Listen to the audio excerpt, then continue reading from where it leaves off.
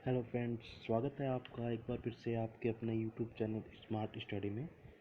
तो आज मैं आपके लिए लेकर आया हूँ 22 अप्रैल से जितने भी करंट अफेयर के क्वेश्चन बनते हैं वो सब हम इस वीडियो में पढ़ेंगे। तो चलिए स्टार्ट करते हैं।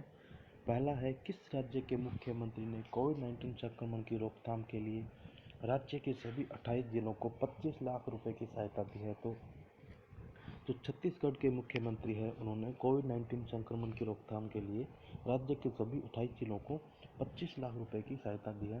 तो छत्तीसगढ़ के मुख्यमंत्री ने जो है वो अपने मुख्यमंत्री राहत कोष से 7 करोड़ रुपए जो है वो सभी 25 जिलों को, जो 28 जिले हैं उनको आवंटित किए हैं और प्रत्येक जिले को 25 लाख रुपए की सहायता दी है।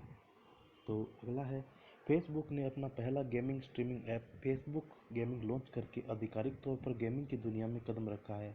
यह ऐप 18 महीनों से किस देश में विकास के अधीन था? तो जो यह जो ऐप था वो दक्षिण अमेरिका में जो वो विकास के अधीन था।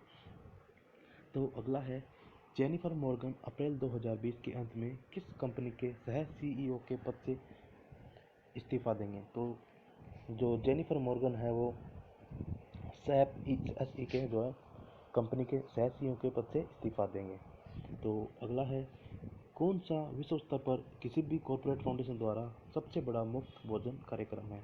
तो जो मिशन अन्न सेवा जो है वो विश्व स्तर पर किसी भी कॉर्पोरेट फाउंडेशन द्वारा सबसे बड़ा मुफ्त भोजन कार्यक्रम है।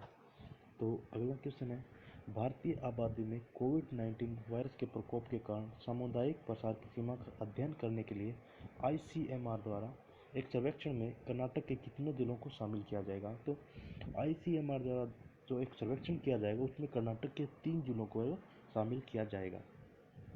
तो अगला है, अप्रैल 2020 में नोवल कोरोना वायरस महामारी के बीच कौन से देश के अब खाली समुद्री तटों में बड़ी संख्या में दुर्लभ लेदरबैक समुद्री कछुओं के घोंसले देखे गए हैं? तो जो थाईलैंड है वहाँ पे समुद्री तट है, उधर बड़ी संख्या में दुर्लभ लेदरबैक समुद्री कछुओं के जो घोंसले हैं वो देखे गए हैं। तो अगला है, किस संस्थान के शोधकर्ताओं ने चुंबकीय रैंडम एक्सेस मेमोरी विकसित कर रहे हैं? तो जो आईआईटी मंडी के जो शोधकर्ता है वो चुंबकीय रैंडम एक्सेस मेमोरी जो है विकसित कर रहे हैं।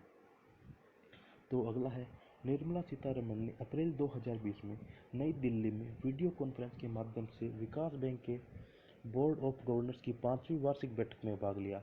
एनडीबी की स्थापना किस वर्ष में की गई? तो जो एनडीबी की जो स्थापना की गई थी वो 2014 में की गई थी। और जो एनडीबी की जो फुल फॉर्म है वो है नेशनल डेवलपमेंट बैंक। तो अगला क्वेश्चन है, फिन सॉल्यूशन ने वित्त वर्ष 2020-21 के लिए भारत के आर्थिक विकास के अनुमान में कितनी फीसदी कटौती की है? तो जो फिन सॉल्यूशन है वो वित्त वर्ष 2020-21 के लिए 1.8% की जो फीसदी की जो कटौती की है वो भारत के आर्थिक विकास के अनुमान में की है। तो अगला है, किस संस्थान के शोधकर्ताओं ने बैक्टीरिया का तेजी से पता लगाने के लिए एक संवेदनशील और कम लागत वाला सेंसर विकसित किया है? तो जो अग्रहार अनुसंधान संस्थान है पुणे में, उसके जो शोधकर्ताओं ने वो बैक्टीरिया का तेजी से पता लगाने के लिए एक संवेदनशील और कम लागत वाला सेंसर जो है विकसित किया है। तो अगला है, कौन सा राज्य खाद्य खाद्य संकट को समाप्त करने के लिए फूड टैगिंग का उपयोग करने वाला पहला राज्य बन गया है? तो जो उत्तर प्रदेश है वो खाद्य संकट को समाप्त करने के लिए फूड टैगिंग का उपयोग करने वाला पहला राज्य बन गया है। तो अगला है, अप्रैल 2020 में किसने formula one sports virtual grand prix championship में दूसरी जीत का दावा किया है? तो जो चार्ल्स लेक्लर हैं उन्होंने जो है formula one sports virtual grand prix में चैंपियनशिप है उसमें दूसरी जीत का जो है दावा किया है। तो अगला है, अप्रैल 2020 में किस बैंक ने अपने ग्राहकों के लिए वॉइस सहायता आधारित बैंकिंग सेवाएं शुरू की हैं? तो जो आईसीआईसीआई बैंक है उसने जो है अपने ग्राहकों के लिए वॉइस सहायता आधारित बैंकिंग जो है सेवाएं शुरू की हैं। तो अगला है, विश्व रचनात्मकता और नवाचार दिवस कब मनाया जाता है? तो विश्व रचनात्मकता और नवाचार दिवस है वो 21 अप्रैल को मनाया जाता है। तो अगला है, अप्रैल 2020 में बॉम्बे उच्च न्यायालय के मुख्य न्यायाधीश के रूप में किसकी सिफारिश की गई है? तो जो बॉम्बे उच्च न्यायालय के न्यायाधीश के रूप में है वो न्यायमूर्ति दीपांकर दत्ता की सिफारिश की गई है। तो अगला क्वेश्चन है, रुद्र तेज सिंह का अप्रैल 2020 में निधन हो गया, वह निम्न में से किसके अध्यक्ष और सीईओ थे? तो जो रुद्र तेज सिंह जो थे वो बीएमडब्ल्यू समूह के अध्यक्ष और सीईओ थे।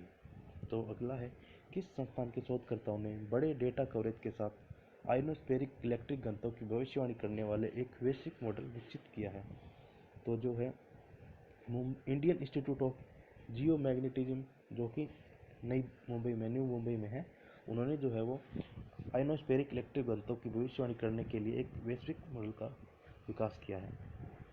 तो अगला है, ओडिशा में मुख्यमंत्री नवीन पटनायक ने 20 अप्रैल 2020 को वीडियो कॉन्फ्रेंसिंग के माध्यम से कितने स्टैंड अलोन कोविड अस्पतालों को समर्पित किया है?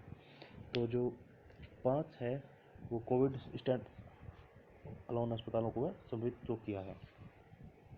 तो अगला है, किस राज्य के मुख्यमंत्री ने एक नए सहायता की घोषणा की है जो एक मरीज के लिए 20,000 रुपये, एक पेशेवर या कामकाजी व्यक्ति के लिए 4,000 और एक छात्र के लिए 3,000 रुपये देगी?